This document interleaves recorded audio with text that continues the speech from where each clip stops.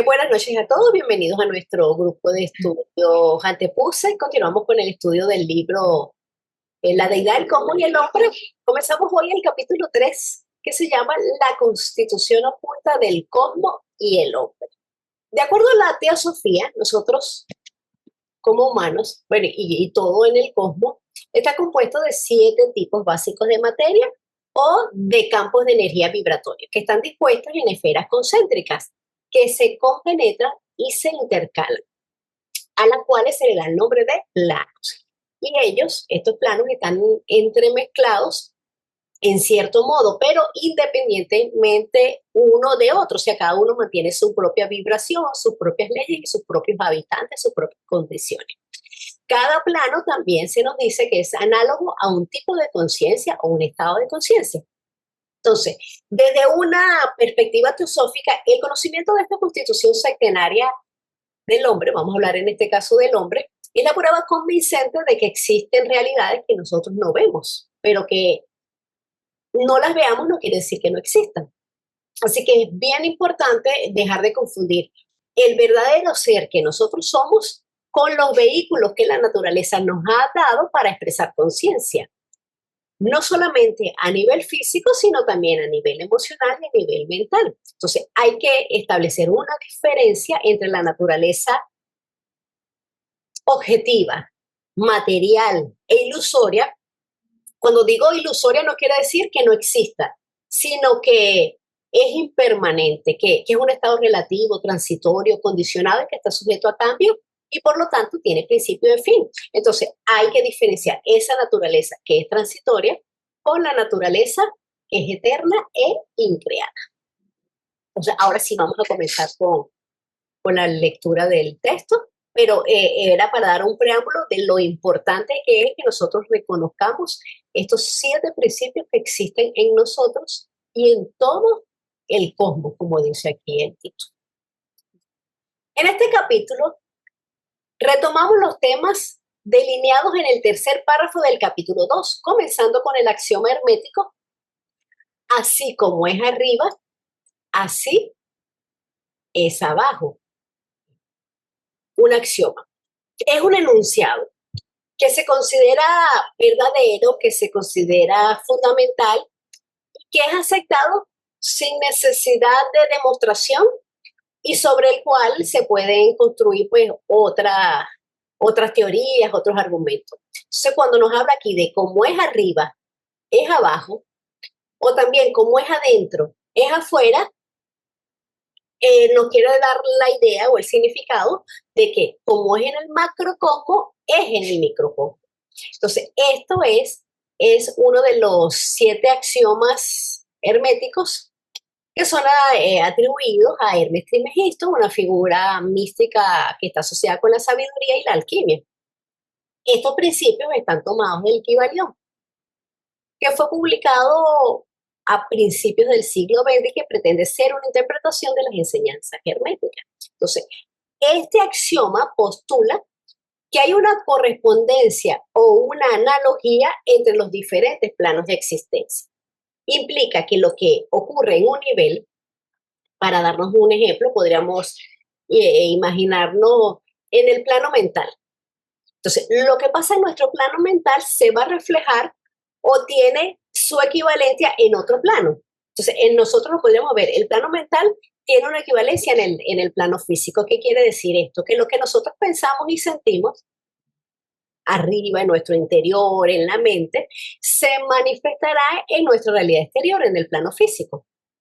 Y esto no solamente se aplica a los diferentes planos, sino también a las diferentes escalas dentro del mismo plano. A eso lo podemos ver en el plano físico, cómo se da en el universo cosmos, como nos dice el texto, y cómo se da en el ser humano, o sea, en el macrocosmo y en el microcosmo.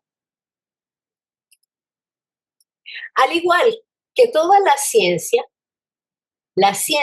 esotérica tiene su terminología especial y gran parte de este capítulo servirá como un glosario amplificado de términos utilizados en ocultismo en el estudio del hombre y del universo. El hombre es un microcosmo que refleja en miniatura la composición y procesos del macrocosmo. Lo que encontramos en uno debe encontrarse en el otro. Y en consecuencia, estudiando a uno podemos aprender por analogía la correspondiente del otro. Que las mismas leyes fundamentales rigen tanto a lo macro como a lo micro, es decir, al universo, a las galaxias, a los planetas, siendo lo macro, y a los hombres, a las células, a los átomos en lo micro. Entonces, también tenemos que recordar que una analogía o una correspondencia no significa que todo lo que sucede arriba se aplica exactamente abajo, o sea, que es lo mismo, idéntico, sino que existen patrones, existen principios y existen energías que se manifiestan de manera análoga en diferentes niveles. Y la analogía, por supuesto, no implica que sean idénticos, sino que es una herramienta de estudio, como lo dice aquí, de algo conocido a algo que queremos conocer. En esto no hay diferencia en los principios, sino en los detalles, porque existe un paralelismo que es directo. Un ejemplo de esto lo podríamos ver que nosotros en los hombres tenemos la reencarnación. En los planetas existe la corporización. Entonces es lo mismo. Hay un nacimiento, crecimiento, decaimiento, muerte, para luego un resurgir, ya sea de un cuerpo humano, de un planeta, de una galaxia, de cualquier cosa. Otro ejemplo también lo podemos ver, la diferencia entre la analogía entre el microcosmo y el macrocosmo, en la similitud que existe entre la estructura de un átomo y la estructura del sistema solar. Un átomo lo podemos ver que tiene un núcleo central. Ese sería como el sol del sistema solar, y alrededor de ese núcleo, de ese sol, que hay electrones, que tiene el sol, planetas.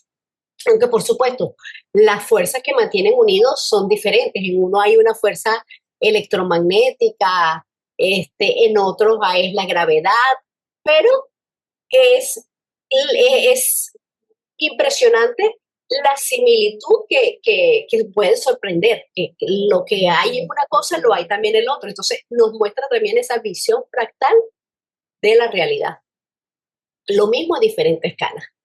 Oye, me gustó mucho lo que mencionaste acerca del análogo, no idéntico. Eso me gustó mucho porque yo también siempre he notado, bueno, yo he sentido que no es idéntico, es análogo, y eso me pareció muy bueno. Gracias. Sí, gracias a ti, Salomón. Sí, y eso nos sirve para nosotros poder imaginarnos algo aquí que conocemos, igual como es nuestro pequeño Manvantara y nuestro Pralaya, lo que es la vigilia y el dormir.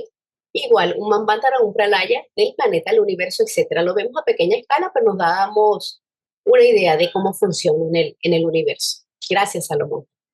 Hola, ¿cómo están? Muy buenas tardes.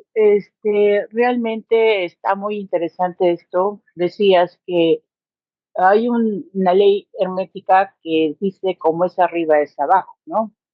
Es lo mismo que sucede. Si nos vamos a una analogía del ser humano, está constituido del 80% de lo que sería agua y 20% de lo que sería materia. Si nos vamos hacia la parte de la Tierra, es la misma constitución que la misma constitución del universo. Entonces, prácticamente todo es análogo, es decir, estamos constituidos de la misma manera. Gracias. Gracias, Pati. Sí, así, fíjate, nosotros tenemos los mismos elementos químicos que tiene la Tierra. Nosotros tenemos hierro, calcio, magnesio, etcétera. Lo mismo que contiene la Tierra como planeta. Nosotros también en nuestro cuerpo, que sería nuestro pequeño planeta, también los tenemos. Y tenemos igual, como dijiste, tenemos agua, tenemos sólidos, igual. Gracias, Pati. Gracias, Caro. Yo lo único que quería decir justo era esto que dijo Pati, ¿no? Lo interesante de esto es que esta idea de hermética de que como es arriba es abajo, implica que justamente estamos hechos de la misma materia, ¿no? Nada más, bueno, no lo digo materia física, sino de los mismos componentes, nada más que arreglados de otra manera de acuerdo a nuestra, al momento de nuestra mónada, por un lado, y al momento de nuestra encarnación correspondiente, ¿no? Pero creo que esto que dijo Patti es bien importante, ¿no? Esta ley hermética significa de alguna otra manera reconocer, bueno, significa reconocer la unidad, ¿no? Eso es lo que quería decir. Muchas gracias. Gracias, Bermaris. Ese es otro ejemplo de que todos somos uno. Separados quizás Exactamente. como los dedos de la mano, pero ahí estamos, están todos juntos en la mano. Que nosotros no lo podemos ver por nuestro estado mental, por el velo de Maya, pero así es, todos venimos del mismo sitio y a ese mismo sitio debemos regresar. Gracias, Bermaris. Una conocida división de la constitución humana describe al hombre como triple, compuesto de cuerpo, alma y espíritu. El esoterismo hace uso de la misma división, que se encuentra también en Platón y Pablo, pero muestra la compleja naturaleza de cada una de las tres partes. Platón fue un influyente filósofo griego de la antigüedad y es considerado uno de los pensadores más importantes en la historia de la filosofía occidental. Nació en Atenas de una familia aristocrática, fue discípulo de Sócrates y fue maestro de Aristóteles, formando así una línea ininterrumpida de gigantes filosóficos que sentaron las bases del pensamiento occidental. En cuanto a Pablo, originalmente él era conocido como Saulo de Tarso, que fue una figura central y decisiva en el desarrollo y la expansión del cristianismo primitivo. Él es considerado el apóstol de los gentiles y el autor de la mayoría o la gran parte del Nuevo Testamento. Antes de su conversión, Pablo era un fariseo y era un activo perseguidor de los seguidores de Jesús. Pero luego él fue el que creó la religión católica. Ok, entonces Platón propuso una división también tripartita del alma humana.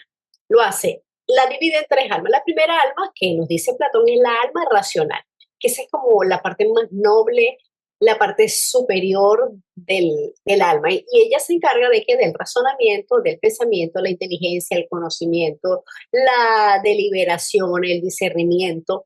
Es como la búsqueda de la verdad, de la sabiduría y del bien. Esta es la que debería guiar y dirigir a las otras dos almas. La segunda alma es el alma irascible, que es la sede de las pasiones nobles, como el coraje, la voluntad, el honor, el valor, también como hasta la ambición de gloria. Es esa parte que nosotros tenemos que se indigna ante una injusticia, que lucha por lo que considera correcto y que busca el reconocimiento. Ella puede ser aliada de la alma racional si está bien educada. La tercera y última alma que nos habla Platón es la alma corpuscible. Creo que así es, corpuscible, una palabra difícil de decir para mí, que es la parte más baja del alma y está ligado con los apetitos, con los deseos corporales, con todo lo que es instinto básico, con los placeres sensibles, la comida, la bebida, el sexo, la riqueza, o sea, todo lo que implique banalidad. Y esta es la parte más difícil de controlar. Si no está subordinada, por supuesto, a la razón, eso que puede llevarnos al vicio y al desorden. Entonces, Platón, en la filosofía, como yo la entiendo, él tiende a ver el cuerpo como un obstáculo para esa alma racional. Ahora, en cuanto a San Pablo, es un tema ya bien teológico y que a menudo se contrasta con la visión que tiene Platón, aunque es igual dividido en tres, pues, pero no concuerdan mucho. A diferencia de Platón, él que se basa en una filosofía griega y una visión como más metafísica del alma, la perspectiva de Pablo va eminentemente, por supuesto, bíblica, judía, y centrada en la salvación y la relación con un Dios. También, por supuesto, Pablo postula esa división tripartita, nos hablan de qué, de cuerpo, de alma y de espíritu. El cuerpo, según San Pablo, es el templo del espíritu, una parte que es integral y es valiosa del ser humano. El alma, que podríamos asociarla como con la psique de la psicología, se refiere a esa dimensión psíquica, la sede de las emociones, de los deseos y de la voluntad humana, que está representada ¿por qué? Por la personalidad, sus afecciones. Esta alma es la que le da vida o la que anima al cuerpo físico. Y la tercera parte de que nos habla San Pablo es el espíritu, que tiene la capacidad de percibir lo espiritual y de relacionarse con Dios.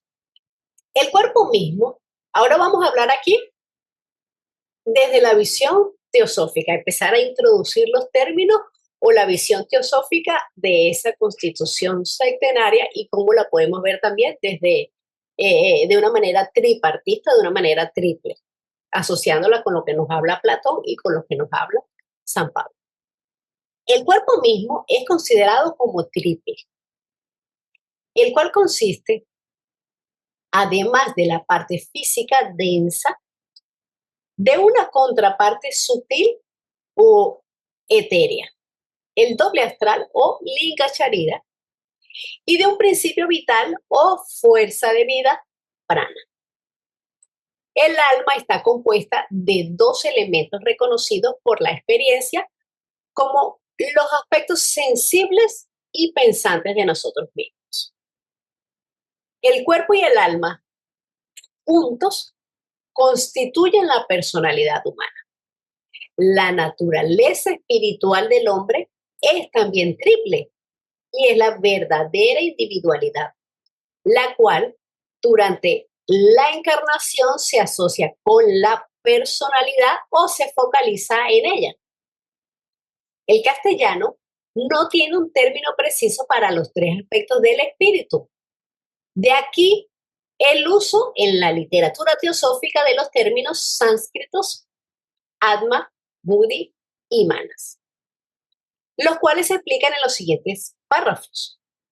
Debe notarse particularmente la distinción entre la personalidad, el hombre ordinario, y la individualidad, el hombre espiritual. Entonces, la teosofía postula la constitución sectenaria del hombre. Blavatsky, en su momento, por instrucciones de los maestros de sabiduría, comienza a nombrarlo en unos artículos de la revista de Theosophy. Luego, también por mandato de los maestros, Eliphas Levi y Alfred Sinet publicaron textos también abordando el mismo tema. Eliphas Levi publica Las paradojas de alta ciencia y Sinet publica El budismo esotérico. Luego Blavatsky siguió profundizando sobre el tema en sus libros y en todos sus escritos. Entonces recordemos que nosotros estamos constituidos de 7 principios que no son exclusivos del hombre, que están presentes en todo en el sistema solar, en el universo, y además no son realidades independientes, sino que actúan conjuntamente como un sistema, como un todo. Ahora, ¿qué es un principio? Un principio podemos verlo como los elementos esenciales o los elementos originales o las diferenciaciones fundamentales sobre las que se han formado absolutamente todas las cosas. Y este término principio se asocia o se utiliza para designar los 7 aspectos individuales y fundamentales de la realidad única, no solamente, como decíamos, en el hombre, sino en el cosmos y en todo el universo. Entonces, un principio es la expresión o la función de una conciencia, de un tipo de conciencia, un aspecto individual y fundamental de esa realidad única, que se va a manifestar con capacidades o atributos de dicha conciencia, según en donde se esté desarrollando. Entonces, un principio también es lo que le da efecto al pensamiento, al sentir. Es un medio de aplicación. Entonces, como se nos explica aquí en el texto, estamos compuestos por esos 7 principios que no solamente están divididos en tríadas y en duadas, sino que también en grupos. Aquí el texto nos está hablando de 2 grupos, de 2 regiones, que nos habla que la personalidad y la individualidad. La individualidad es la que es perenne, indestructible, representada ¿por qué? Por lo divino, por lo inmortal, es el verdadero ser. Por eso nos habla que es el hombre espiritual. Y la personalidad es la segunda región, que es la del hombre ordinario, es la transitoria, la perecedera y se renueva con cada encarnación. Esta personalidad, que es el cuaternario inferior, son los vehículos temporales que nos son dados por la naturaleza. ¿Para qué? Para expresar conciencia. Entonces, el texto nos está explicando también una división terciaria. La primera parte que nos habla acá, nos habla de una tríada física o una tríada inferior, que incluye ¿qué? El cuerpo físico, Chula Sharira, Linga Sharira o el cuerpo astral y Prana o la vitalidad. La segunda parte, la segunda división, nos está hablando de la duada intermedia, que está compuesta ¿por qué? Por Kama y por Manas inferior. Estas 2 partes constituyen, por supuesto, la personalidad, que es perecedera. Y la tercera y última parte que nos habla el texto, pues, se está refiriendo a la tríada superior, que incluye a Manas completa, a Buddhi y Atma. Recordemos que Manas es un principio, es uno solo.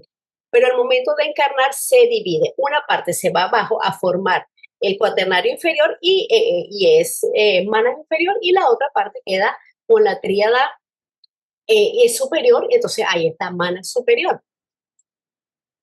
Entonces vemos como nosotros vivimos en este cuerpo físico, pero no somos este cuerpo físico. Nosotros expresamos deseos, expresamos de emociones, pero estos no provienen del verdadero ser que somos, sino de qué, de nuestro cuerpo kármico. También pensamos, pero esos pensamientos no provienen de nuestro verdadero ser. La mayoría de eso proviene de qué, de la mente, que lo va a expresar a través de qué, a través de nuestro cerebro físico. Estos vehículos nos fueron dados para que nosotros expresemos conciencia, para que vivamos experiencia, para que nosotros nos usemos. Pero en la mayoría de las personas, ellos son los que nos usan a nosotros, ellos son los que nos controlan a nosotros, al verdadero ser que nosotros somos. Estos vehículos no los podemos ver como que son buenos o son malos. No, son simplemente energías que tienen su propia vida, que tienen su propia conciencia, enteramente distinta a la conciencia del ser que realmente somos. O sea, nuestro cuerpo físico tiene su propia conciencia. Nuestro cuerpo kármico tiene su propia conciencia, nuestra mente tiene su propia conciencia, cada uno a ese nivel. Entonces, la buena o mala actuación que ellos tengan va a ser en cómo se les educa, cómo se les usa, cómo se les va guiando. Así que debemos dejar de identificarnos con esas envolturas externas que nos sirven es para expresar conciencia, para vivir experiencias, para que nuestros estados mentales vibren cada vez más alto. Acá ponen como primer cuerpo la parte física, pero no es que la parte física se construye sobre el doble etéreo, doble astral. Ok. No lo ponen como primero.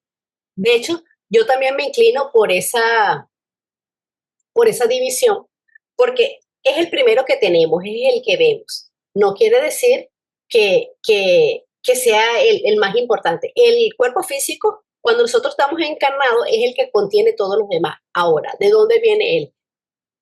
Él se forma gracias al doble astral, porque ese doble astral es el molde. Entre una de las funciones del doble astral es ser el molde para ese doble físico. Cuando nosotros desencarnamos o morimos, la destrucción de este cuerpo físico, de este organismo, o la descomposición va desde el cuerpo físico hacia los otros. Por eso quizás lo hacen así, el primero, el segundo, y cuando viene la reencarnación, la construcción va desde el más alto al más bajo. Entonces, el último que se construye es el cuerpo físico. Por eso es que antes va el doble astral. Incluso Blavatsky en las primeras divisiones o explicaciones que da la Constitución Sectenaria, si mal no recuerdo, incluso en la clave de la teosofía, ella pone a prana como segundo principio y pone al doble astral como tercer principio. Luego ella lo cambia porque le da la importancia. Prana es más importante porque otra de las funciones del doble astral es la que permite la circulación de prana o la distribución y absorción de prana al cuerpo físico. Entonces, por eso es que está así, cambia esa distribución. Y después también en la logia Blavatsky, ella vuelve otra vez a hacer otra constitución sectenaria que es la que se llama esotérica, que quita atma y pone el huevo áurico, que eso después más adelante también lo vamos a ver. Pero por eso intuyo yo que pone del primero aparte. Comenzamos con el primero porque nos hablan de 7 principios y así empezamos como desde lo básico ascendiendo. Así por lo menos lo entiendo yo, Juan Carlos. Y además, Gracias, Carito, gracias. Además de lo que dijo Caro, se corresponde con los planos del universo. Exacto. Nuestros 7 principios corresponden con los planos del universo y el plano más bajo del universo es el físico. Luego viene el astral, después el vital o pránico, después el kámico, después el átmico, el búdico y el búdico y el átmico. Entonces se corresponden igualmente. Los 7 principios se corresponden con los 7 planos del universo. Entonces no puede ser tampoco de otra manera. Quien diga de eso de otra manera no es teosofía. Pero sí, no, como lo explicó Caro, también es así. Por la formación. Es el último cuerpo que realmente se forma. Nosotros pensamos Gracias, que lo que pasa es que físicamente lo vemos como el primero, pero en la parte metafísica es el último que se forma. Gracias. Y es el cuerpo físico es el que mejor estructura, mejor formación tiene. El que funciona más, es el que está más perfeccionado, por decirlo de alguna manera. Los otros estamos aprendiendo a usarlo, aprendiendo a controlarlo, aprendiendo a que vibre en alto. El que está perfeccionado, de todos el más perfeccionado en la humanidad común, el hombre corriente, es el cuerpo físico, en el hombre corriente. Por supuesto, en los seres avanzados, sus cuerpos sutiles están pues vibrando muchísimo más alto y perfeccionados. Siempre que se habla de individualidad, como que no me coincide muy bien con lo que yo considero individualidad, porque para mí la personalidad, para mí es la individualidad. ¿Por qué? Porque tenemos una personalidad única para cada uno, o sea, individual. No sé, es un concepto que yo no he podido entender porque para mí es así, pero bueno, espero tu explicación. Gracias. Ok, de repente en la parte académica podemos verlo así, individualidad porque yo soy uno, me distingo de Salomón, me distingo de cada uno de los que estamos aquí. Pero en teosofía, la individualidad es el verdadero ser que somos. ¿Por qué se llama individualidad? Porque yo tengo una mónada humana que está compuesta por alma, buddhi y mana, que en esta encarnación es Salomón. Pero la encarnación pasada fue quizá María. Y en la que viene quizá va a ser Luisa o podrá ser Pedro. Entonces, esa es tu individualidad, esa individualidad es la que te da a ti la diferencia con los otros seres. Tu ser supremo, tu ser superior, mantiene, imagínatelo, nos dice Blavatsky, como un collar. Cada perlita es una personalidad. Hoy fuiste Salomón, ayer fuiste Luisa, Pedro, todas las que hemos tenido y todas las que vendrán. Y ese collarcito, esa es tu individualidad. Entonces hay que ir un poco más allá. Claro, nosotros aquí como humanos vemos así, ellos son individuos. Carolina es diferente a Salomón, Salomón es diferente a Carolina, pero aquí lo vemos más allá, nos distinguimos entre todas las mónadas humanas que existen. Tú tienes tu propia mónada que va a su propio avance, a su propio paso, viviendo sus propias experiencias, diferente a la mónada que hoy está encarnando un ser que se llama Carolina. que vive sus propias experiencias, que tiene sus propios estados mentales y tiene sus propios avances o sus propios estancamientos. Entonces, ahí es donde viene la diferencia de la individualidad, que es que existe para siempre. Se va ¿qué? Se va llenando con todas las experiencias que nosotros nos damos. Y la personalidad es lo que se muere. Quizás a nivel académico puedes ver así, pero trata de cambiar el chip y verlo de otra manera, dirigirte solamente al cuaternario inferior como la personalidad. De acuerdo, gracias. Con gusto. Claro, también por aquí busqué lo que significa, perdón que me adelante, pero es comentario a lo que estaba hablando aquí Salomón y explicando, Caro. Fíjense, si buscamos en el diccionario el significado de individuo o de individual o individua, nos dice que es algo que no puede ser dividido. Entonces, esa mónada, esa individualidad es indivisible. Entonces, hay que verlo también desde ese punto de vista. O sea, buscar siempre los conceptos, aunque no son teosóficos ni tienen carácter metafísico, las palabras tienen un significado que nos llevan también a conocer por qué se usan en el mundo esotérico. Entonces, fíjense, significa individual, no significa que es de la persona, simplemente que no puede ser dividido. Individuo o individualidad viene de lo mismo. Bueno, Caro, yo no sé si todavía es pertinente, tal vez nada más quería un poco, tú hiciste mención de la luz astral, en términos de los comentarios de Blavatsky, y justamente ayer revisando la reunión 6 de la Logia Blavatsky, leía lo siguiente, si me permites, son pequeños párrafos, Claro, claro. donde ella dice lo siguiente, dice, la luz astral es un término muy amplio. La luz astral es usada aquí como un término conveniente por uno muy poco comprendido, el reino de Akasha, y que finalmente sabemos que Akasha es la materia primordial. Entonces dice, el reino de Akasha, la luz primordial manifestada en la ideación divina. Dice, la luz astral está en todas partes. Puede estar desde el plano superior hasta el plano inferior y siempre es la luz astral.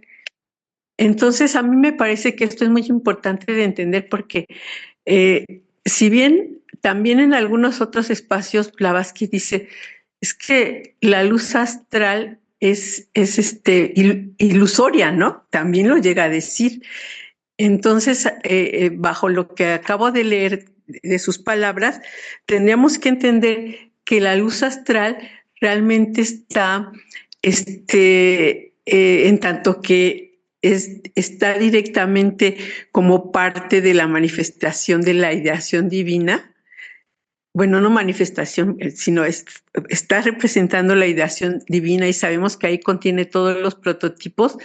También uno puede entender por qué los maestros y por qué los grandes estudiosos de nuestros conceptos teosóficos dicen que no debemos así como acceder a ese plano así como caprichosamente, ¿no? Porque ahí se encuentra todo, se encuentra de lo más elevado, cercano a la parte búdica, la parte átmica, como se encuentra pues los cascarones, por ejemplo, ¿no? Entonces eso es lo único que quería comentar. Gracias. Gracias, Bermari. Sí. La luz astral es la parte más densa de gradación de la cacha. La luz astral es pura y por decir un término, quizás contiene lo bueno, pero nosotros como humanidad la vamos contaminando con nuestras emociones, con nuestras sensaciones, con nuestras acciones. Entonces, porque todo lo que pasa en el ámbito físico, psíquico y mental queda grabado ahí en la luz astral. Entonces, la luz astral, según el nivel donde esté, como bien ahí nos leíste, ofrece conocimiento y se puede experimentar realidades más allá del plano físico, pero también ofrece peligros significativos y muy grandes.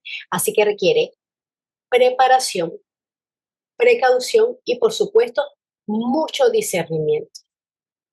Pero la luz astral es todo lo que lo que nos rodea, es esa parte baja de la cacha.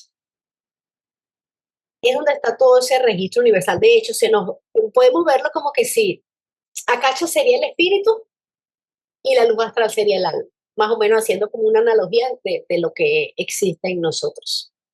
Pero el texto también aquí más adelante hay un capítulo dedicado a Acacha y a la luz astral. Gracias, Bermario. Bueno, con el comentario, Bermari, hay que recordar también, ¿no? Que Akasha no es un plano.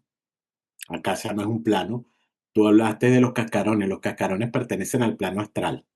Akasha, como bien lo dijiste al principio, abarca todo, el físico, el astral, el mental, el psíquico, todos los planos.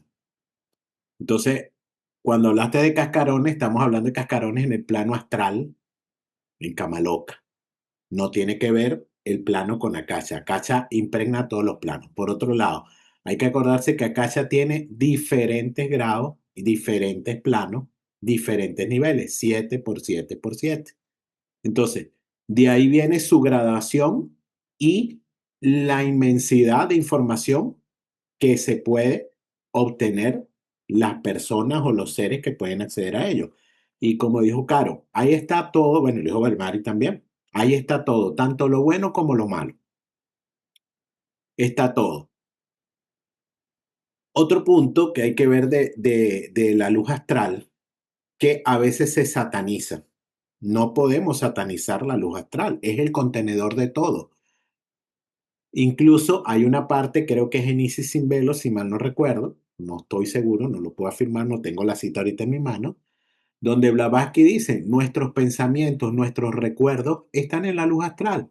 Nosotros accedemos a la memoria, nuestra memoria personal, no de nuestro cerebro. Eso es lo que nos dice la ciencia, que en nuestro cerebro están guardados nuestros recuerdos. Blavatsky lo dice muy claro, en la luz astral.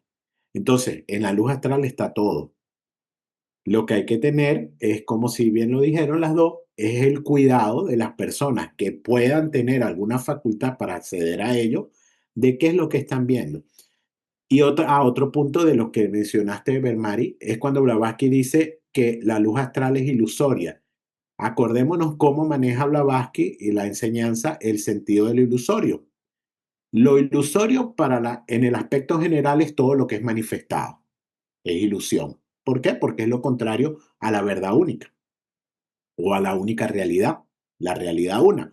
Todo lo manifestado es ilusorio, pero eso no quiere decir que eso no sea la verdad para cada plano, para cada ser. Entonces, lo que contiene la luz astral en un sentido filosófico, pragmático, es ilusorio, pero está toda la información del universo. ¿Por qué? Porque la luz astral es Akasha. En los niveles más bajos, pero es Akasha, está todo. Está, como lo dijeron, está toda la información de las ideas de donde se formó el universo. Entonces, no es ilusorio en el sentido estricto de la palabra, es ilusorio desde el sentido desde el punto de vista, si lo podemos ver y llamarlo filosófico, como contrario a la realidad una. Pero es la realidad de este universo. Gracias. Y también ilusorio, podemos, como decía Daniel, la luz astral es ilusoria porque es impermanente, es transitoria, o sea, ella va cambiando. Cuando nosotros cambiamos los pensamientos por pensamientos de amor, de luz, etcétera, esa luz astral va a cambiar. Por eso es ilusoria. En cambio, la cacha no, en la cacha es. Un ejemplo, una persona que sea clarividente y tenga alguna visión de la luz astral y la malinterprete porque no tiene la información, no tiene el conocimiento, eso es ilusorio, está viendo algo que no es y lo está interpretando de una manera rara, pero no porque lo que vio sea una ilusión, es una verdad, es algo que está guardado ahí, algo que ocurrió, pero ilusión es lo que le está viendo, él de repente está creyendo que está viendo algo bueno y realmente era algo malo, o lo contrario, está viendo algo malo y piensa que es algo bueno. Entonces, ese es el detalle de las personas que pueden tener algún hálito de clarividencia y quieran interpretar lo que puedan ver. Entonces, ese es el cuidado que nos dicen y esa es la parte ilusoria a que lo puede llevar a las personas. La gente, se nos dice también, estas personas que tienen un poder de clarividencia terminan mal, vamos a decirlo mentalmente, porque empiezan a ver cosas y a darles interpretaciones que no son las correctas. Entonces terminan ilusos, esa es la palabra. Creen que están viendo algo y realmente no es lo que están viendo. Por eso la clarividencia, como lo explicamos en unas también de las pláticas, tiene muchísimos niveles y va a depender del estado mental y la condición mental de las personas y del nivel de conciencia de cada persona. Por eso la clarividencia, al hablar de un ser que tenga clarividencia, no es un ser completamente desarrollado, no es un ser espiritual, no es un ser con sabiduría, no es un sabio, simplemente puede ver más allá de lo físico. ¿A qué nivel? Al que él pueda verlo, no lo sabemos.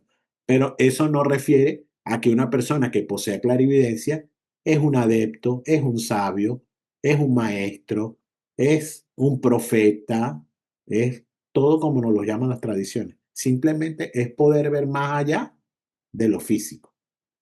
Está viendo lo metafísico. Lo que nuestros ojos no pueden ver, no están preparados para verlo, lo ve con otro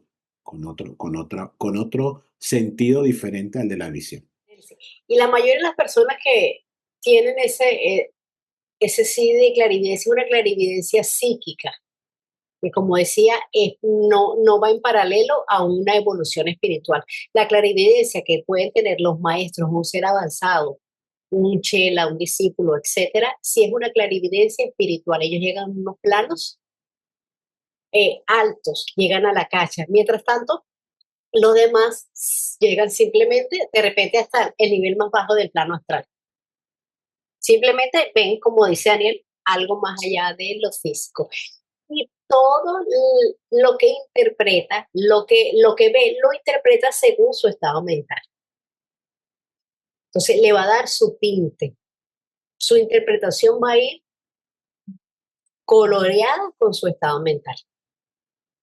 Por eso también es delicado lo que las personas ven en la luz astral, la parte que nos dice que está invertido, porque la luz astral es el reflejo no solamente de la cacha que está arriba, sino también de la Tierra. Entonces, funciona como espejo. Por eso hay muchas confusiones. Y nos habla Blavatsky que detrás de cada rosa hay una serpiente, porque hay muchísimos peligros ahí. Sí, hay peligros.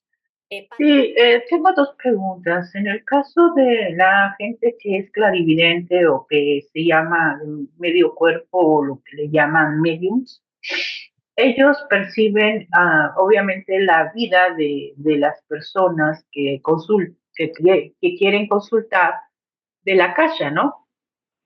Y mi segunda pregunta es, esta luz es muy intensa y realmente muy luminosa. De ahí también hace lo que se llama bajar objetos como lo hacía Madame Blavatsky, porque ella bajaba cosas de la luz astral, ¿no? Gracias. Normalmente los clarividentes normales y comunes no acceden a la cacha. O sea que cuando escuchamos por ahí a muchas personas, te voy a leer los registros de la cacha, no, eso es una falsedad. Hay una clarividencia psíquica. Entonces, ¿está accediendo a qué nivel de la luz astral? Quizás está accediendo al nivel más bajo. Hay, por supuesto, una clarividencia que sí es espiritual, que es la que están dotados los maestros y los adeptos, como comentaba anteriormente. Ellos sí tienen acceso a esos niveles más altos. Pero nosotros no podemos acceder a un nivel alto si no estamos preparados espiritualmente. Por más que querramos, o sea, nuestras vibraciones no dan, porque todo es energía y si nosotros no vibramos allí, o sea, no vamos a llegar, vamos a estar merodeando todo lo que es la parte psíquica, que son fenómenos relacionados con aspectos sutiles, pero no son aspectos psíquicos. Y la otra pregunta era de las materializaciones que hacía Blavatsky, ¿verdad? Esas materializaciones que la hacen Blavatsky o la pueden hacer los maestros o todo aquel que conozca esas leyes que están ocultas para la mayoría de las personas, la mayoría de las veces usan a los elementales. No solamente Blavatsky, sino a los maestros no les gustaba hacer materializaciones porque eso implica no solamente un gasto de energía, sino un uso de un elemental, que crea, por supuesto, una causa kármica. Entonces, todo el que use los elementales conlleva una causa kármica. Por eso, el que puede hacerlo no lo hacen si no es estrictamente necesario. Que pueden hacerlo, sí. No lo hacen para demostrarle algo a alguien. Incluso a ella le ofreció, creo que Cinet, no recuerdo en qué carta dice, que la edición del periódico que lanzaban en la India, ella la materializara en Londres como para hacer prueba de eso y Blavatsky se negó a hacer eso. Porque ellos hacían unos fenómenos cuando realmente lo consideraban que fuese necesario. Hay personas que dicen que pueden hacer esa materialización y eso quizás está más relacionado con el uso del doble astral. Recordemos que el doble astral es la parte etérica del cuerpo físico, el molde de eso. Entonces nosotros, todo nuestro organismo físico está reproducido de una manera etérica. O sea, nosotros tenemos un brazo astral, una pierna astral, órganos astrales, vaso, corazón, etcétera, etcétera. Entonces, la mayoría de esos, ¿qué es lo que hacen? Utilizan su brazo astral cuando arrastran una cosa de un sitio a otro, entonces lo que están usando es un miembro astral. Y si no, están haciendo el uso de elementales, que también es peligroso porque los elementales tienen cada uno su función. Entonces tú sacas a ese elemental de la función que está haciendo, tienes que ser como Blavatsky o alguien, un adepto, que después sepas cómo regresar ese elemental a su función. O sea, yo te llamé para esta cosa, ahora vuelve a irte a tu función. La mayoría de las personas que hacen invocaciones, perdón, de elementales, después no sabe cómo regresarse. Y entonces ellos se quedan por ahí, pegados a esa persona o a los que estuvieron allí, en la presencia de esos fenómenos psíquicos, que están asociados a algunos vehículos sutiles del ser humano, pero no a los altos, porque esos pueden ser no solamente ilusorios, engañosos, difíciles de interpretar, sino que necesitamos una pureza de intención, una guía adecuada, porque ¿para qué queremos hacer eso? Porque él lo hacía. Un desarrollo moral, un desarrollo espiritual. O sea, eso no es tan sencillo, no es tan fácil ni tan a la ligera que lo tenemos que tomar. No, y no solo eso, o sea, fíjense, Blavatsky en ninguno de sus obras de enseñanza está hablando de cómo materializar ni de cómo trabajar con elementales. Eso lo tenemos que tener bien claro. El tema que está trayendo Patti viene a raíz de las cartas de los maestros. En las cartas de los maestros se habla, y en el mundo oculto de Sinet, y ya van a ver por qué Sinet escribió ese libro, se habla mucho de las materializaciones, del aspecto mediunístico, elementales. ¿Por qué? Porque en el principio de la creación de la sociedad teosófica, la mayoría de las personas que se acercaban eran simplemente con la intención de descubrir cuáles eran esos poderes, de cómo manejarlos. Acuérdense que estábamos hablando de la época donde la mediunidad era muy fuerte, tanto en Europa como en Estados Unidos. La gente le interesaba conocer de eso. Y sí, en las cartas se habla mucho. ¿Por qué se habla? Porque, lamentándolo mucho, el señor Sinet estaba sumamente interesado en eso. Y acudía mucho a los maestros a preguntar y a consultar sobre eso. Y era lo que él estaba, vamos a decirlo así, coloquialmente, detrás de Blavatsky, a que Blavatsky demostrara siempre un fenómeno. Entonces, por eso se narran tantas cosas de esas en las cartas y en el libro El mundo oculto de Sinet. Entonces, es un tema que realmente la teosofía no está dada para conocer ni cómo se maneja ni cómo se manifiestan eso. Primero, lo que podamos ver de que nos dijeron son a grandes rasgos cómo funcionan esas cosas.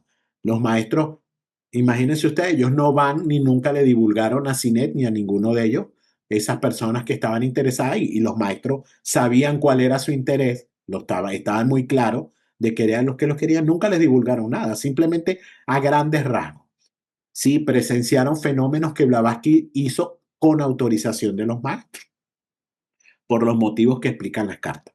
Pero cuando ya entramos a estudiar en la teosofía, en la doctrina, en la clave, en todos los libros de, vamos a llamarlos básicos de teosofía para el estudio teosófico, básico en el sentido que son los pilares, no tenemos otros. No se habla de nada de eso. Entonces es un tema que no se debe tocar y lo que conocemos, lo que nos ha llegado es a través de las cartas y son vagas cosas sobre esos temas. Entonces, eso por ahí la observación que hace Caro es correcta, no hay que tomarlas, no hay que guiarnos por eso, no nos debería interesar, es la realidad. Sea, estamos apenas tratando de entender qué significa todo este cuerpo de enseñanza tan grande que nos dejaron los maestros, para qué queremos llegar a cosas prácticas. Por otro lado, quería aclararle a Patti que el problema es que con todos estos tipos de cosas hay un mundo de fantasía inmenso, de tergiversaciones y de falsedades inmensas. Fíjate que tú dijiste, Patti, que un medium es un clarividente. Son dos cosas totalmente diferentes. Un clarividente y un medium son dos cosas diferentes. Entonces, no se puede relacionar la clarividencia con la mediunidad. Son dos cosas diferentes. Fíjate otro mal concepto que hay. Tú dijiste, Patti, que obtenían cosas o descargaban cosas o bajaban cosas de la luz astral, refiriéndote a las materializaciones de Blavatsky. De la luz astral no puedes bajar una taza, un broche, que fue lo que ella materializó. Ese no es el proceso. Más o menos lo explican en las cartas, pero ese no es el proceso. Una taza no está en la caja y la caja la voy a bajar. O sea, esas son las creencias erradas que hay de todos estos procesos de la naturaleza. Son procesos de la naturaleza. No es magia, son procesos naturales. Simplemente que los grandes seres lo saben controlar, lo saben manipular. Entonces, eso fue todo lo que estaba también más o menos diciendo Caro, del peligro y el riesgo de todas estas cosas. Entonces, hay mucha fantasía, mucha falsedad en todo ese tipo de cosas. Entonces, es lo que siempre hacemos nosotros la observación de que hay un mercado inmenso, no solo de la espiritualidad, sino de lo que podemos llamar, en otras palabras, magia. En todo el sentido de la palabra de magia, porque sabemos que lo llaman de diferentes formas, en cada país tienen nombres diferentes. Eso que llaman magia. La magia no existe, como nos lo dice la teosofía. Son poderes y fuerzas que se pueden manipular y sustancias que se pueden manipular, y los hacen las personas que han tenido un entrenamiento para ello y, como dijo Caro, que tienen una conciencia clara de por qué lo hacen y cuál es el objetivo de hacerlo. Como lo dijo, los maestros no les gusta para nada eso. O sea, ¿para qué? Entonces, eso es lo que hay que dejar claro por aquí, que la teosofía ni busca ni enseña ninguna de tipo de estas prácticas. Las comentamos, sí, porque nos hablan aquí y tenemos que conocer de que existen y que no son milagros, que no son poderes sobrenaturales que tienen ciertas personas. No, todos tenemos la capacidad. Eso nos los enseña aquí a su debido momento, con el debido conocimiento y con el nivel de conciencia adecuado para poderlo realizar. Gracias, Caro. Pues la verdad es que este tema es muy complejo, porque yo recuerdo haber escuchado que en realidad, por ejemplo, los fenómenos que se pueden denominar como de materialización de una carta, por ejemplo, de los maestros, y que de pronto aparece Blavatsky, ¿no? Asinet, etcétera, no pueden estar clasificados en el campo de lo que haría pues una persona que se dedica a ese tipo de cosas, sea verdad o sea mentira, porque en realidad cuando hablamos de los fenómenos que acontecieron en términos de la participación de Blavatsky y de los maestros mismos, estamos hablando de un fenómeno, hasta donde yo recuerdo, que se llama algo así como transubstanciación, que es otra cosa muy distinta y que tiene que ver cuando ya un espíritu es muy puro y está muy elevado ya en otro nivel que no corresponde a un mortal como nosotros. Ellos tienen esa cualidad de convertir una cosa en otra, porque en realidad, digamos, ya tienen un acceso a su plano búdico muy desarrollado, pero no tiene nada que ver con lo que es común de ver en nuestro mundo, ¿no? de gente que dice que aparece cosas y desaparece otras, porque eso más bien está ligado con actividades hipnotistas o de otro tipo, ¿no? Bueno, eso es lo que quería decir. Gracias. Gracias, sí. No, esos fenómenos, como decía Daniel, psíquicos, la teosofía no niega que existe, pero la mayoría son fraudulentos. Por supuesto que esos poderes psíquicos existen, son habilidades que permiten la percepción o la actuación más allá de los límites sensoriales físicos, pero no significa que haya una evolución espiritual. Fácilmente puede convertirse en trampas. Entonces, por eso necesitamos un guía, un motivo altruista. ¿Para qué alguien quiere materializar algo? ¿O para qué lo quiere transportar de allá? Para demostrarle qué a quién. Entonces, y el clarividente es el que tiene acceso a lo que va más allá de lo físico. Y el medium es el que presta su cuerpo para que otro ser, otra entidad, actúe en su cuerpo. Es el que es en medio, que entra en trance y permite que un ser, otra entidad, generalmente de baja vibración, elementarios, cascarones, junto con elementales, son los que están actuando allí. Por supuesto que los maestros creen en la mediunidad, pero en la mediunidad espiritual. Cuando otro ser de nivel alto puede entrar, pero ¿a dónde puede entrar? ¿A qué cuerpo? ¿Cómo está esa condición? La mayoría de lo que vemos todos es charlatanería, es fraudulenta, por supuesto que existe, pero ¿a qué nivel? ¿Y con quién? ¿Con qué se está comunicando? ¿Quién está, qué está usando? ¿O quién lo usa él? Porque es el que está usando esa energía. ¿Para qué está entregando su energía? En la clave de la teosofía, capítulo 6, esta información es puesta claramente en una tabla que describe cada uno de los 7 aspectos, usualmente referidos como principios, y en donde se dan sus nombres sánscritos. Se da información adicional en los capítulos 8 y 9. En este capítulo han sido reunidos los enunciados más relevantes de todos los 3 capítulos. Sin embargo, se recomienda a los estudiantes consultar directamente los pasajes en la clave a fin de formarse sus propias imágenes de la constitución oculta del hombre. Es así que, de acuerdo a la ciencia esotérica, en el hombre hay 7 principios o aspectos. El primero que nos habla es el cuerpo físico, el vehículo de todos los otros principios o aspectos durante la vida. Entonces aquí sabemos que se refiere, por supuesto, a la vida física. En sánscrito, rupa o chula charira. Cuerpo físico es el chula charira. Rupa quiere decir una forma visible. Chula quiere decir bultoso, grueso, denso.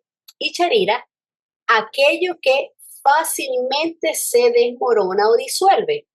El aspecto exterior que sugiere la no permanencia. Entonces aquí nos está describiendo cómo es nuestro cuerpo físico. Chula charira o el cuerpo físico del hombre se le considera como el primero de los 7 principios, porque es el más evidente. A través de este cuerpo físico nosotros interactuamos con el exterior. Es el centro de toda la actividad de los sentidos físicos. Como comentamos anteriormente, es moldeado por Linga Charira y es el asiento de la estructura completa del ser humano. El cuerpo físico posee, como todo en el universo, una conciencia, aunque limitada, es suficiente para que tenga sus propias vidas y sus propias funciones. O sea, nosotros respiramos y no necesitamos pensar que necesitamos respirar. Tenemos el proceso digestivo y no necesitamos dar una orden o decir que acabamos de comer y necesitamos hacer el proceso digestivo. No, porque tiene su propia conciencia. Entonces, esa conciencia la podemos ver o podemos ver un ejemplo de ella cuando nosotros estamos cansados. Entonces, esa conciencia del cuerpo físico que nos dice, nos insta a que descansemos, a que nos sentemos. Cuando tenemos hambre o sed, es ese esa conciencia del cuerpo físico, la que provoca el deseo de comer, el deseo de beber. Y así cada uno va teniendo su propia función. El cuerpo físico como un organismo completo, pero a través también, entonces, a través de los sistemas que tienen su propia conciencia, los tejidos, el órgano, las células, el átomo, o sea, todo es una jerarquía completa de funciones.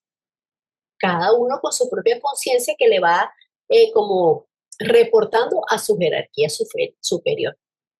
El pulmón, al, a lo que es el órgano, al órgano circular, perdón, al órgano respiratorio, y así vamos cada uno, los bronquios, etcétera, etcétera, etcétera. Cada uno va llevando su jerarquía, informando y haciendo su función, haciendo su trabajo. Ahora, esta misma naturaleza del cuerpo físico, que como decía también anteriormente, es el que está, nosotros los normales y comunes, es el que tenemos más desarrollado, más perfeccionados, pues el cuerpo físico se le puede convertir en una herramienta, pero buenísima, se puede hacer fácilmente un instrumento, porque tiene ciertas particularidades que nos ayudan a educarlo y que se hace quizás relativamente fácil de digerir y de formar. Porque una vez que el cuerpo físico está acostumbrado a obrar de cierto modo, él va a seguir voluntariamente por esa misma línea, por esa misma senda, porque se va a encontrar feliz en ella. Como cuando seguía una línea de conducta diferente. Entonces ahí es donde viene nosotros a moldearlo, a educarlo. Ahora, si se ha adquirido una mala costumbre, pues también el cuerpo se va a resistir de un modo bien notable a cambiarlo. Pero si se le obliga a ello, pues se puede hacer, se vence ese obstáculo y se pone a obrar la fuerza de voluntad para que él se enderece. Y al poco tiempo el cuerpo, por un acuerdo propio, pues repetirá la nueva costumbre que antes considerábamos como buena, la que se le ha impuesto nuevamente, y seguirá con ese nuevo método con tanta satisfacción como lo hacía con el anterior. Y aquí cuando hablamos del cuerpo físico, creo que es bien importante resaltar que nada de lo que nosotros como hombres hagamos o ejecutemos en relación solamente con nuestro cuerpo físico puede hacer de nosotros un superhombre, puede hacer de nosotros un adepto. Porque claro que es necesario tratarlo como un vehículo que sirva para encaminarnos en la dirección del sendero, pero no debemos limitarnos solamente a eso, porque hay muchísimas personas que se concentran demasiado en su cuerpo físico, es decir, en que su dieta sea pura, en no comer animales, no digo que eso sea bien comer animal, claro que no, pero entonces se concentran demasiado en no comer, no tomar alcohol, no comer animales, en hacer ejercicio físico, etcétera, etcétera. Pero ¿qué hacen? Prestan poca atención a cómo están alimentando sus tendencias emocionales y mentales. Entonces recordemos que tenemos unas corrientes evolutivas que abarcan no solamente al cuerpo físico, sino que nosotros somos un organismo complejo y hay esas tres corrientes. Nosotros debemos evolucionar nuestra forma física, nuestro cuerpo, pero eso tiene que estar equilibrado con nuestras emociones, con nuestros deseos, también con nuestros pensamientos. O sea, debe haber un equilibrio total para que podamos convertirnos en un hombre perfecto, en un adepto, en un maestro de sabiduría. Porque, ¿qué hacemos con tener un cuerpo perfecto si lo que estamos pensando son cosas malas o nuestros deseos son cosas malas? O no comemos carne, pero lo que estoy diciendo es desastroso. Entonces, es un complemento de todo. Claro que hay que cuidar el cuerpo físico, claro que tenemos que alimentarnos sanamente, hacer ejercicio, etc. Pero no descuidemos tampoco lo otro. O sea, es un equilibrio. Pues mira, Carolina, un poquito al margen de la importancia que estás mencionando relación a nuestro cuerpo físico, yo me quedé pensando en la definición que da Stula Sarira, donde pues está considerando que es una forma visible, bultosa, gruesa, densa, que se desmorona o se disuelve y no es permanente. Aquí la importancia del significado de las palabras sánscritas que luego no tienen traducción y por ese motivo necesitan quedarse en sánscrito, que viene del censar, dice idioma o lenguaje de los dioses, por ahí leí. Y ahorita me acordé de lo que mencionabas hace rato con respecto a la individualidad y la personalidad, porque la personalidad, según la psicología clásica, es el conjunto del temperamento hereditario y el carácter adquirido. Entonces, como que nos quedamos con esa idea. Y cuando en teosofía vemos individualidad, que como bien decía Daniel, no se puede dividir más, y luego personalidad o la persona, la gente, aquí yo veo la importancia de ir poco a poco decodificando los significados del sánscrito que tiene que ver con antecedentes de lo que ya venimos estudiando. Porque si yo me acerco a una persona y ahorita yo le platico con mis palabras lo que es Manvantara, lo que es Pralaya, eh, por específico y claro que yo sea, no alcanza a concebirlo porque lo que nosotros venimos estudiando se va digiriendo, se va acumulando. Es mi comentario con respecto a la importancia que dice sobre Stula Sarira. Es mi comentario, Carolina. Gracias.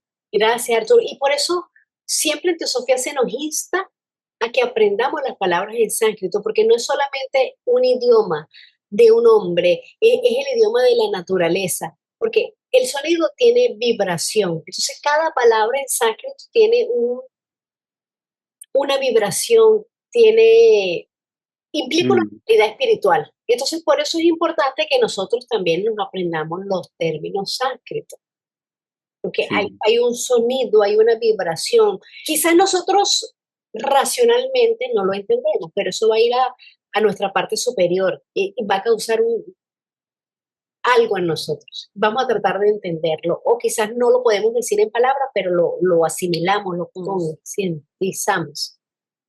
Y es lo importante. Gracias. Quería agregar algo también como eso tan importante que dijo Arturo, es también el vocabulario teosófico, que es a diferente del sánscrito, que es lo que estamos viendo aquí. La teosofía tiene un vocabulario propio. Entonces, es deber de los que estudiamos teosofía, ¿verdad? Aquí hay, fíjense, en la primera parte dice el cuerpo físico, o sea, número 1, el cuerpo físico, el vehículo. Entonces, ¿qué significa para la teosofía un vehículo? No es un vehículo automotor, no es un vehículo atracción, o sea, los diferentes, no, no es un vehículo. Entonces, un vehículo para la teosofía tiene un concepto específico dentro de su estructura filosófica. Entonces, además de las palabras sánscritas que son súper importantes, como ya lo dijo Caro y Arturo, tenemos que estudiar el vocabulario teosófico. Y por ahí seguimos leyendo y seguimos viendo que hay palabras que creemos que conocemos, pero las creemos en la jerga común, que es lo que le pasa a Salomón, como nos dijo ahorita. Sí. Ajá, la personalidad y la individualidad. Bueno, Arturo nos las trajo desde el punto de vista de la psicología. Muy bien.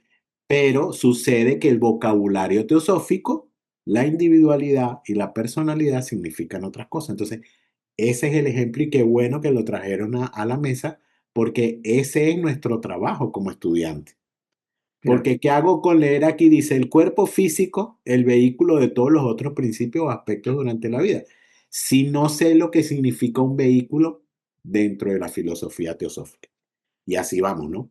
Y quería hacer un comentario sobre la explicación que estaba dando Carolina sobre el cuerpo, que ella habló de un aspecto, de esas personas que cuidan en supremacía al cuerpo.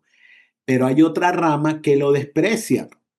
¿Por qué? Porque creen que es el principio más bajo, el que no se necesita, el que es el inferior, el material, el que se desintegra, pero lo desprecian porque es el principio menos espiritual, menos puro, lo consideran. Pero, ¿qué sucede? Sin este cuerpo no podemos evolucionar en este mundo físico. ¿Por qué? Porque contiene todos los principios. Entonces, sin este cuerpo no hay mente, no hay deseo, no hay nada, no hay nada, no hay manera de evolucionar.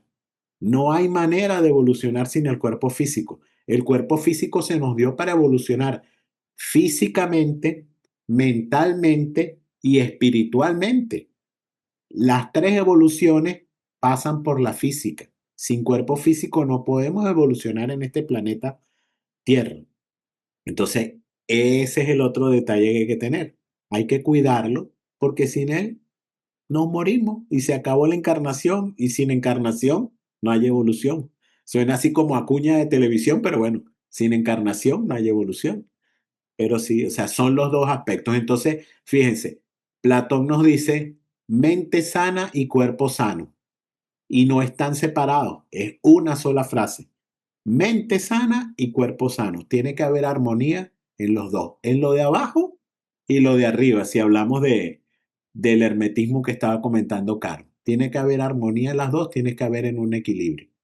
Gracias. Yo tengo una pregunta. ¿Qué pasa con aquellas personas que pues obviamente esculpen muy bien su cuerpo físico, pero están desequilibradas en lo emocional, mental y obviamente espiritual?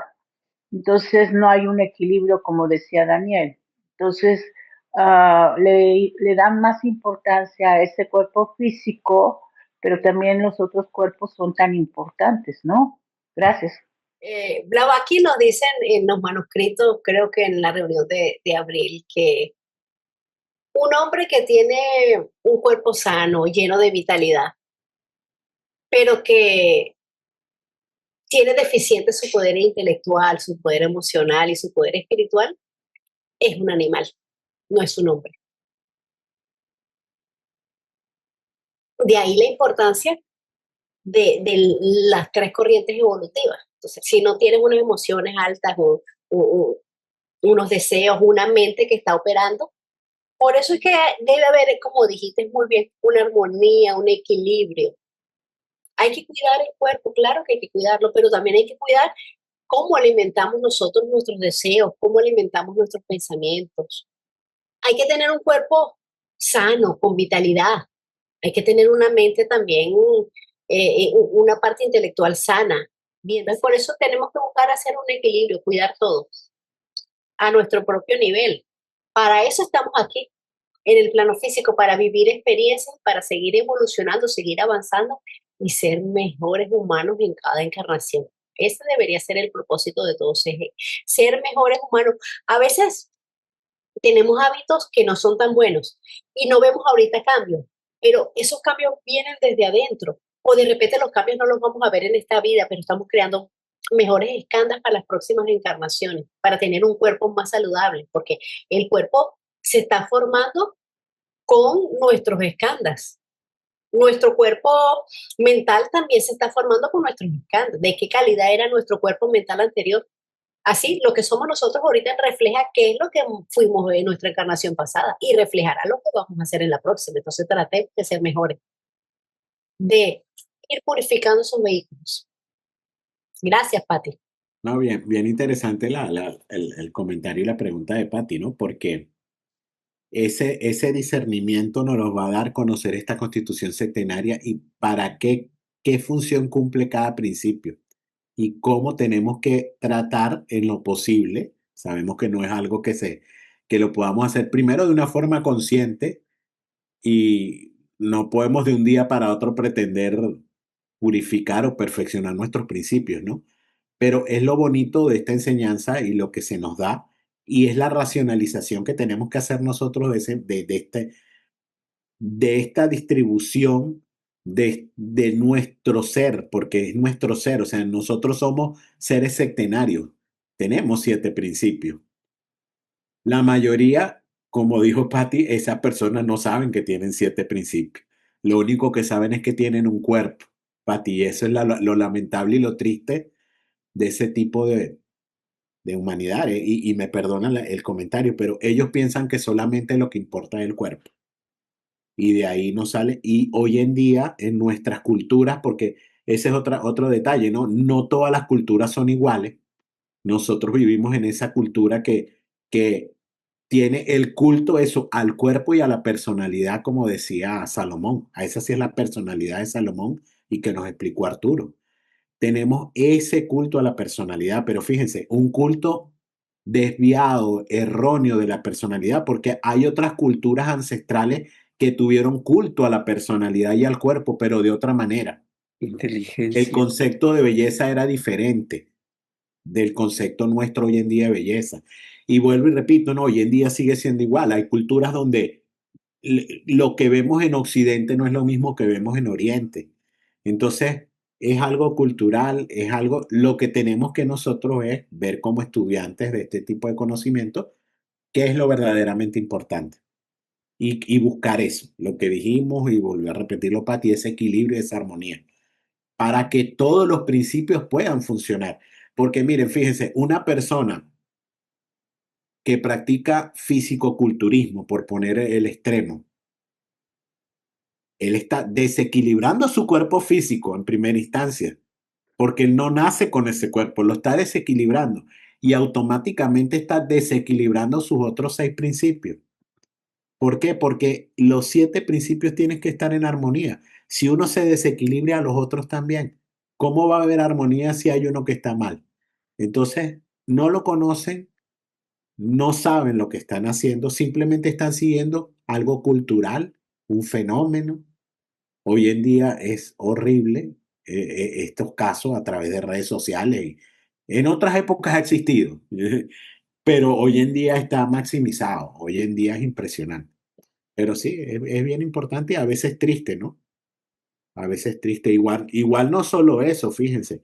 Hay un detalle muy importante que se está viendo hoy en día. No es solo la cultura del cuerpo, es en la parte alimenticia, es la parte del ejercicio físico. Cuando expones a tu cuerpo a un ejercicio exagerado. O sea, son muchas cosas. Y como digo, un desequilibrio en el cuerpo físico representa un desequilibrio en los demás principios. Entonces tenemos que buscar ese cuerpo sano y mente sana. Claro, Todo tiene que haber un equilibrio y un camino del claro. medio, como dicen muchas culturas. O sea, eso es lo que tenemos que buscar, no hay otra. Y ahí poco a poco, mire, lo dijo Caro y es algo que quiero traer porque yo sé que Caro lo comentó, el caso de lo que se come. Uno no lo ve, uno no lo siente, pero internamente están habiendo cambios. La persona que deja de tomar alcohol, aunque no fuera alcohólico, vamos a hablar de una persona que ya no está enferma, una persona que así regularmente toma alcohol o que come la parte de la dieta vegetariana, animal, es el punto de mucha discrepancia, pero bueno, que deja de comer animales muertos. Está ocurriendo un cambio en todos sus principios, no solo en el físico, en todos sus principios, simplemente no los vemos, no los vemos, no los percibimos. A veces las personas que están en nuestro alrededor lo notan, perdón, porque esta persona ha cambiado, ha mejorado su carácter, fuera de los cambios físicos que pueden haber, pero ha mejorado su carácter, su ánimo, su vitalidad. Hay cambios cuando se cambia algo que está malo, algo que no está bien. Entonces, es el caso. Hay que buscar el equilibrio. Hay que buscar el equilibrio. Y no pasa nada, como dijo Caro, si un día de repente por alguna cuestión se toma uno un trago o se come un hot dog, un snack, lo que sea que contenga carne. No va a pasar nada. No va a pasar nada. Pero el hábito continuo, claro que daña. Y eso está. Y es tan importante también el cuerpo físico, que cada órgano está relacionado con otro principio. Por ejemplo, el hígado o el estómago pues corresponden a cama.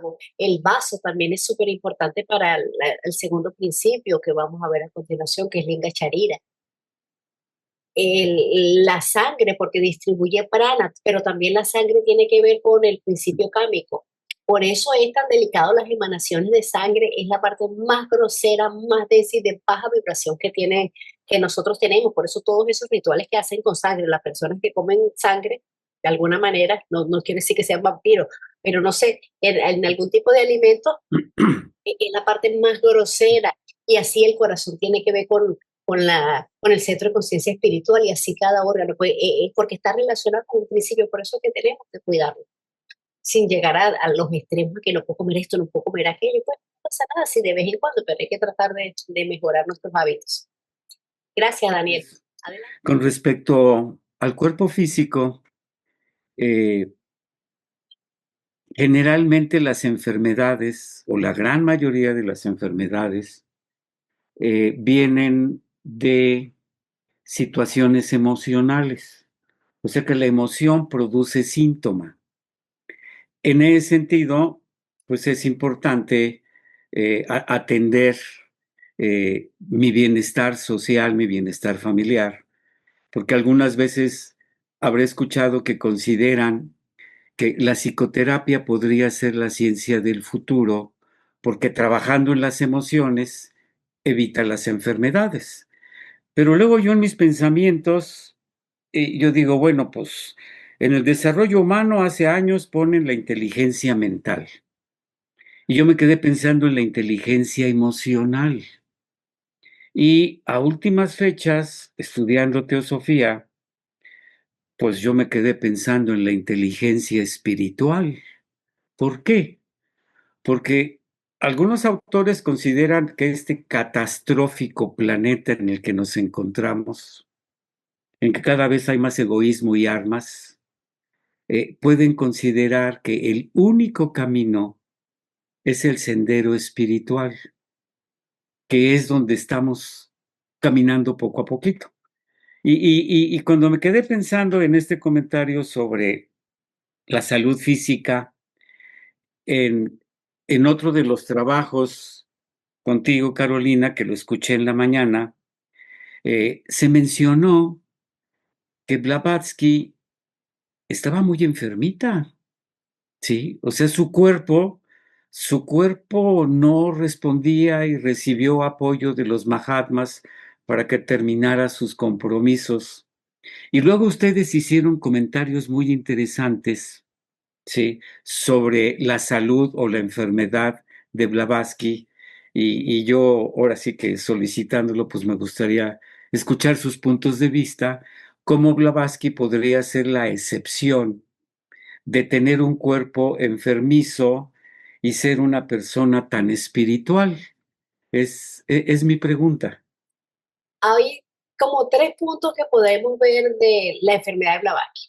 Primero, Blavatsky estaba sometido a muchísimo estrés. Blavatsky hizo muchísimos viajes, viajaba la mayoría de las veces sola, no tenía quizás los cuidados en comida, etcétera, etcétera, de lo que debería ser. Se nos habla que podía ella tener un saldo kármico, o sea, de que su alma necesitaba liquidar ese karma que tenía acumulado para así ir evolucionando. Eso habla de las personas adeptas, que ellos tienen que quemar muchísimo karma y por eso tienen unas vidas muy duras. Entonces, en el camino espiritual de un adaptado, o de un alma avanzada, como el caso de Blavatsky, ese karma a veces se acelera, o qué quiere decir que se quema en una sola encarnación para permitir que un progreso evolutivo más rápido, más acelerado. Entonces, esas enfermedades dolorosas podrían significar un proceso de purificación, podría significar simplemente como decía antes, pues el constante estrés al que ella se veía, pues que un gasto energético monumental, porque ella tenía una carga de trabajo muy grande, se sacrificó personalmente.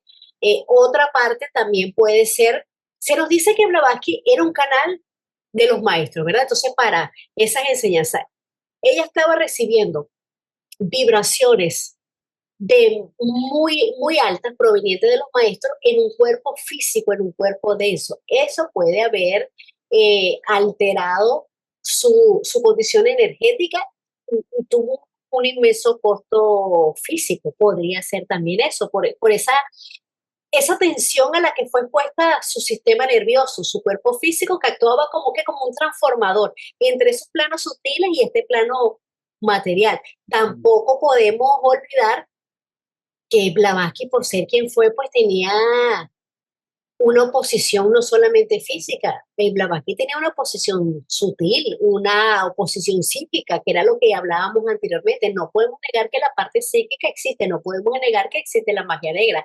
Cada quien está haciendo su función y su trabajo. Entonces, ella, ese trabajo, esa batalla que tenía en contra de la ignorancia, eso también le causó muchos ataques psíquicos. Entonces, todo eso va drenando su energía vital y se manifiesta como una enfermedad física. Es una proeza grande la que ella hizo de resistencia física y de resistencia mental. Entonces, podría ser Mm, alguna de esas tres, alguna o las tres, o quizás ninguna. ujú. Pero, pues cada uno ya lo ve o lo interpreta. Para mí pudo haber sido cualquiera. O Yo sea, quería agregar algo más también de eso, que ahí es donde también podemos observar de que el cuerpo físico es el cuerpo físico. Blavatsky siendo el gran ser que fue, ¿verdad? El cuerpo físico es el cuerpo físico, como el de cualquier otra persona. La constitución de su cuerpo no resistía, como estaban diciendo, pues la excesiva carga que tenía. Y hay otro punto también, ¿no? O sea, ese por el punto de vista, ¿no? De la genética, ahí está el factor genético que sabemos que influye, el factor ambiental, la época en que vivió, o sea, los factores externos e internos que pueden estar relacionados a cómo se va a comportar ese cuerpo, fuera de los cuidados que le pueda dar o el descuido que le pueda dar también al cuerpo. Pero viene también otro asunto, ¿no? Que nos explica mucho la teosofía. No sabemos, ¿verdad?, quién fue Blavatsky en sus anteriores encarnaciones. Mm, ¿Con qué escanda vino Blavatsky? O sea, esa personalidad, no la individualidad, como ese gran ser, esa personalidad que fue Blavatsky, una persona normal como todos nosotros, con una individualidad diferente o con un acceso a esa individualidad diferente que quizás como muchos, pero la personalidad como cualquiera de nosotros, un ser que sufría, que padecía, que era feliz también. Entonces, no sabemos, ¿verdad?, qué tipo de vida tuvo ella en otras encarnaciones y eran sus escandas también, eran parte de sus escandas. Y bueno, fuera de otras cosas más que quizás no son un poco más ocultas, que no podemos saber, no podemos saber por qué le tocó ese cuerpo. Está fuera quizás de nuestro entendimiento, pero hay otras cosas y muchas más, o sea, mucho más oculto detrás de esa personalidad que fue Blavatsky y de esa individualidad que tomó ese cuerpo, ¿no? Pero sí, es interesante, ya, y ahí lo vemos, ¿no? Y lo que pasa es que, y ocurre también el caso de muchos maestros, enferman y mueren a temprana edad, mm, maestros, y eran maestros. Fue muy buena y oportuna lo de Arturo, porque en psicología se menciona que se trabaja mucho lo que es la parte mental y la parte emocional. Y hay que recordar que la parte emocional está constituida por agua, son nuestras emociones. Y cada emoción que pega dentro de nuestro organismo o dentro de lo que nosotros percibimos, obviamente pega en el plexo solar, que es en el ombligo. Entonces, cada evento traumático pues, se va a registrar dentro de nuestro cerebro. Por eso la psicología menciona que se tiene que trabajar sobre lo que sería quitar todas esas creencias y valores que no nos sirven para nada, porque fueron instaladas de nuestros padres y a lo mejor nos instalaron miedos, frustración, etcétera, etcétera. Por eso a veces no podemos avanzar, pero sí es importante entre todos los planos. Gracias. gracias, Patti. Sí, así es. Los elementos están relacionados también con los principios. El Chulacharida está directamente relacionado con los elementos de la tierra. ¿Por qué? Porque son las necesidades corporales y biológicas. El Ingacharira y Prana tienen una fuerte conexión con el agua y con el aire. El cuerpo de deseos, el cuerpo cámico se asocia, como bien dijiste, con el agua, porque es la fluidez de las emociones, de los deseos, que cómo pueden ser salvajes o pueden ser serenos. Y también está relacionado, por supuesto, con el fuego, con las pasiones. Manas inferior se nos dice que está relacionado con el aire, o sea, con los pensamientos, con la comunicación, con el intelecto. Y ahora, los principios mentales superiores, pues están ya, se nos dice que están asociados con el éter, con formas más sutiles, pero todos están, por supuesto, relacionados. Es que todo es un complemento. Gracias, Pat. Quiero rápido comentar. Número uno, el prana. El prana, según la Gita, se asocia mucho a lo que serían los rayos solares, que es por donde entra lo que sería el último chakra, que es de la cabeza. El otro es el aire, que es el prana que nosotros mantenemos dentro de nuestra oxigenación. Y por último, el último sería por lo que nosotros consumimos y que todos estos tres pranas se mezclan precisamente en la sangre que nos da la vitalidad, todos los átomos. Eso es lo que les quería comentar. Gracias, Pati. Sí, prana, es una palabra sánscrita, ¿verdad? Y quiere decir la energía, la fuerza vital o la respiración. Pero prana se dice cuando está asociada a un individuo, porque realmente la palabra es jiva. Entonces, cuando está asociada a un individuo, cuando está dentro de mí, por eso se llama prana. Si nos dicen que la fuente principal del prana físico viene del sol, pero prana está presente en cada forma de la naturaleza. Por eso es que nos hacen la invitación a comer comida vegetales, a comer comida que viene de la tierra. ¿Por qué? Porque esos alimentos contienen prana, que es absorbida a través del vaso etérico y va circulando por todo el organismo a través se nos dicen los nadis, y actúa sobre la contraparte etérica del sistema nervioso. Entonces, en una persona saludable, pues ese vaso cumple perfectamente esa función, distribuyendo esa prana por todo el lado. Entonces, lo importante de lo que voy es que el prana lo tenemos de dos partes. Del sol, que es la parte positiva, y de los alimentos, que sería la parte negativa. Por eso se nos incita a comer alimentos naturales que contengan prana. Gracias. Sí, esto ya me termina, sino que trajo Patti, y bien importante los elementos tierra, aire, agua, que así como tenemos 7 principios, y Caro lo dijo también, que estamos hechos de esos 7 elementos primordiales. Nuestra constitución septenaria y los principios están relacionados con esos 7 elementos de la naturaleza. Gracias, Caro. Gracias. Entonces, bueno, muchas gracias a todos por sus participaciones. Creo que estuvo bien interesante todas las preguntas, todos los aportes, y de eso se trata el grupo de estudio, de que todos aportemos nuestras visiones, nuestras opiniones, nuestros comentarios, y con eso nos enriquecemos todos, aclaramos conceptos, o por lo menos cada uno explica cómo lo ve. Así que les agradezco pues muchísimo a todos su presencia. Y nos vemos en 15 días. Que tengan todos una feliz noche. Muchísimas gracias.